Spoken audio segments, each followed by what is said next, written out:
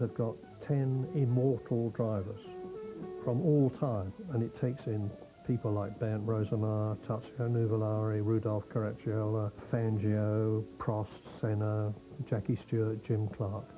Stirling may not have been as successful in ultimate World Championship terms, but in my opinion that's a criticism of the World Championship and not of Stirling Moss.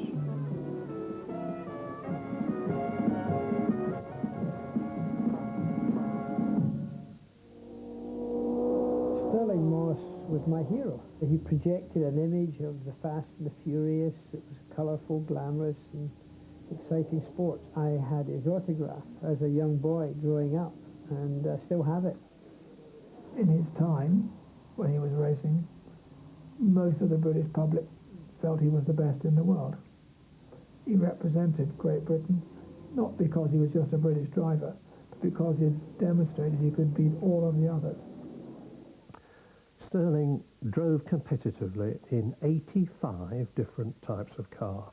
Now that takes in 500cc single-seaters, takes in Formula One cars like Van Wall with the engine in front, Cooper and Lotus with the engine behind, Mercedes-Benz. It takes in rally cars. Weekend after weekend he was out racing. I think it was born in Stirling.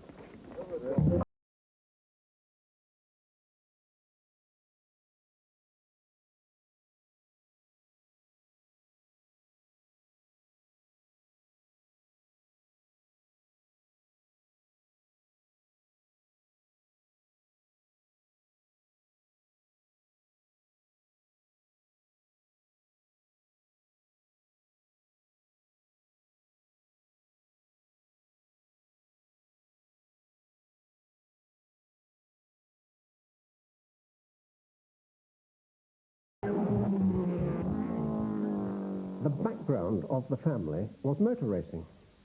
His father was the first British driver to drive at the Indianapolis Speedway in America, and he did moderately well. And his mother also was a very successful rallier. She drove for a firm called Melendez, which was sort of like a Bentley of the day. There was something within the Moss character, something in the Moss build-up, something in the Moss genes, if you like, which made them all very successful drivers. Stirling and I were literally brought up with horses, ponies it was of course then, and we both jumped. And I was so pleased if I beat Big Brother. It wasn't very often, I might add. He was good. If he'd carried on, he'd have been good. He always loved cars, you understand. He had this Austin 7 when he was about 7 or 9 or something, and always was marking time with horses till he could drive. When he was 16, he got a Morgan three-wheeler. So I was extremely pleased when he got his cars, and I had his ponies, except he used to tune his cars by the stable. I wasn't very pleased about that.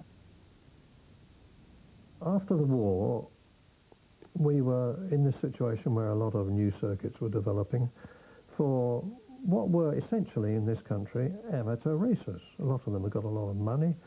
They bought the best cars that they could, but to a great extent in this country it was an elitist and some might say fairly snobbish sport. I mean, the slogan at Brooklands, which had been the racing track before the war, was the right crowd and no crowding, and they meant it. It was, you know, gentlemen racers going out having their fun at weekends, and the family would go too, the blanket would go down on the grass, and it was just so different, completely different than now. The thing that really got the scene going, the motor racing scene going in the 50s, was the 500 movement. John Cooper's father had welded two Fiats together and produced the first Cooper with a little Jap engine in it. It had mainly been gentlemen racers with substantial budgets, whereas with the Cooper 500, anybody that could put together a few £100 could go out and go racing, and they certainly did in large numbers. I was there when he drove a first racing car.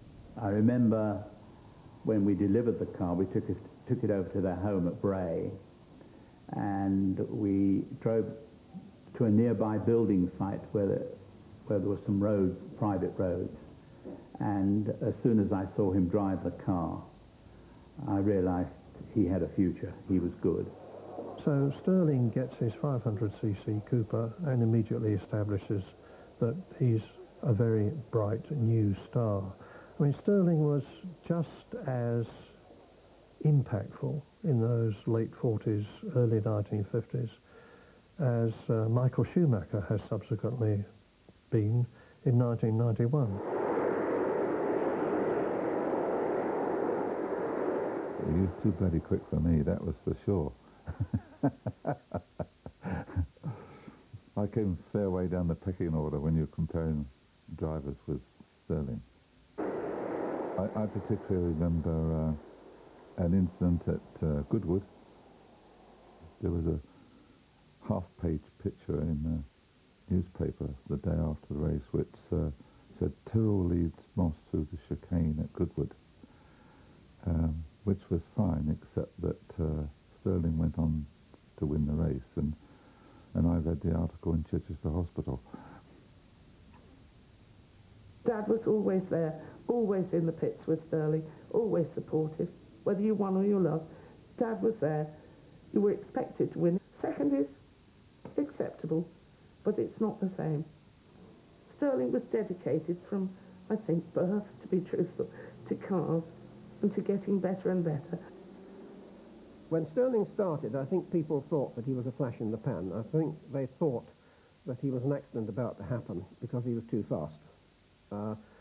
But accidents didn't occur in Stirling's early racing career. He was pretty well accident-free. And he just proved to be very, very fast indeed. Come in normally and steer normally to go round the bend like that. And just as you get before the bend, put the brakes on. Just a little bit, not very hard, which tends to break the back away. And the front wheel slides a little too. Yes, but not quite as much, you see. Then just as it starts to break away, straighten the car up. Like that. Not normal correction. And at the same time, put your foot hard on the accelerator, which then gets the car drifting. Like that. All four wheels going sideways across the road. Yes. And then hold her in the drift with the throttle and very delicate steering. There's very little. You just have a slight feel on the steering wheel, but not much.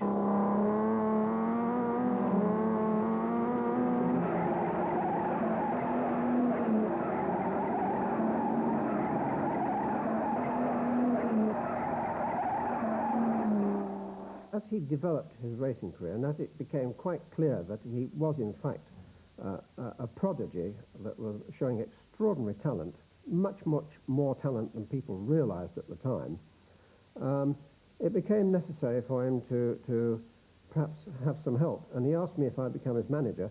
I suspect at the time that he was much, or as much interested in having a travelling companion to be with him, because he could be quite lonely, as it was to have someone to look after his affairs.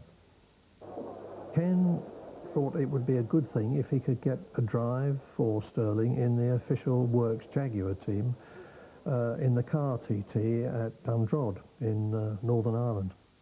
So Ken goes to Jaguar and they said, thank you, but no thank you. He's not experienced enough. He hasn't driven this sort of a car on this sort of a circuit. A very famous journalist called Tommy Wisdom had a private Jaguar XK120, and he said, I'll lend you mine, Stirling. And Stirling got in that car and he blew all the others away, including the Works Jaguars, won the race at Dundrod. It was the actual race was on his 21st birthday, and that, I think, with hindsight, must have been the real national impact that put Stirling on the map. Stirling was one of the first of the professional racing drivers who actually earned a living through being a racing driver. He charged people money to drive their cars. It was generally accepted in those days that you either had family money or made your money in some other way, and then you went out and had a jolly good time at the weekend. He was a star almost from day one. He presented himself very well with his white crash hat, which became part of him. Something for the Brits to latch onto. You know, we needed a few stars in those days, and Stirling was certainly one of them. I well remember hitchhiking, as I used to do because I had no money, to the Brands Hatch race that takes place every year, maybe it still does, on Boxing Day. And that was very exciting to watch, and one felt very proud to watch the best of British doing what they wanted to do on a home circuit. I also remember after one of those races, being in the paddock, of course without a ticket, I got there at 4 in the morning, and I saw Stirling Moss. I was 14 or 15 at the time, and I remember just standing and staring with my mouth open. This was a hero, but a real hero to a schoolboy, and I was standing 2 yards from him. I think I got embarrassed in the end and turned away, but I'll never forget the instance. Stirling always, bless him, had this fiercely patriotic streak. There were not the British cars available that would do well, because in those days Italy was very much at the forefront, and it wasn't till he got to a stage where his talent was so good that the British cars that were available obviously weren't good enough, that he got a 250F Maserati. Stirling was certainly a great patriot.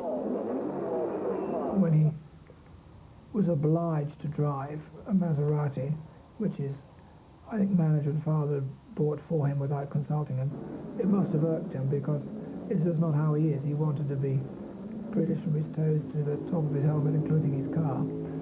And I think to have to go that route wasn't his preferred choice. But it is very necessary to win by choosing the right car and the right team at the right time.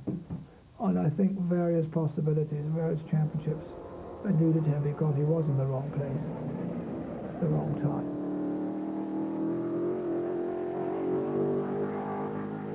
With the support of his father, I did prize him into a Foreign Works team. I realized, and Alfred realized, that to drive for Mercedes meant that he was going to be given the once-only opportunity of a lifetime. For 1955, Moss was offered a contract with the German firm and decided to accept. To a professional racing driver, a straightforward business deal. They need his services, and he needs the experience. Apart from anything else, he would be driving with Fangio, world champion. And with Neubauer as team manager, he would be given a first-class car and told to get in and drive it. His nickname, The Boy, somehow no longer seems appropriate.